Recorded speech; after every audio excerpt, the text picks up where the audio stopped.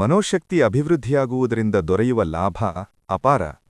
ಮನೋಶಕ್ತಿ ಒಂದು ಚೆನ್ನಾಗಿ ಅಭಿವೃದ್ಧಿಯಾದರೆ ಸಾಕು, ನಮ್ಮಲ್ಲಿ ಬುದ್ಧಿಶಕ್ತಿ, ಸ್ವಯಂ ಶಕ್ತಿ, ವಾಕ್ಶಕ್ತಿ, ಕಲ್ಪನಾಶಕ್ತಿ, ಪ್ರತಿಭಾಶಕ್ತಿ ಹೀಗೆ ನಾನಾ ಬಗೆಯ ಶಕ್ತಿಗಳು ಅಪಾರವಾಗಿ ಅಭಿವೃದ್ಧಿಯಾಗುತ್ತವೆ.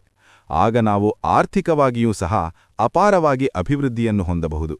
ಅಷ್ಟೇ ಅಲ್ಲ, ನಾವು ಮಾಡುವ ಯಾವ ಕೆಲಸದಲ್ಲಿಯೂ ನಮಗೆ ಅಪಜಯ ಉಂಟಾಗದೇ ಇರುವುದರ ಜೊತೆಗೆ ಪ್ರತಿಯೊಂದು ವಿಚಾರದಲ್ಲಿಯೂ ವಿಜಯವೇ ಪ್ರಾಪ್ತವಾಗುತ್ತಿರುತ್ತದೆ.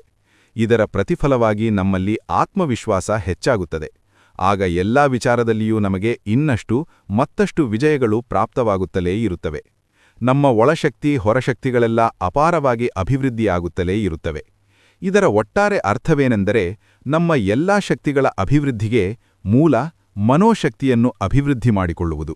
ಆದುದರಿಂದ ನಾವು ನಮ್ಮ ಮನೋಶಕ್ತಿಯ ಅಭಿವೃದ್ಧಿಗೆ ಹೆಚ್ಚು ಪ್ರಾಧಾನ್ಯತೆಯನ್ನು ಕೊಡಬೇಕು. ಈ ಕೃತಿಯ 14ನೇ ತುಣುಕು ಮುಂದಿನ ವಿಡಿಯೋದಲ್ಲಿ ಬರಲಿದೆ. ಅದಕ್ಕಾಗಿ ಚಾನಲ್ ಅನ್ನು ಸಬ್ಸ್ಕ್ರೈಬ್ ಮಾಡಿಕೊಳ್ಳಿ.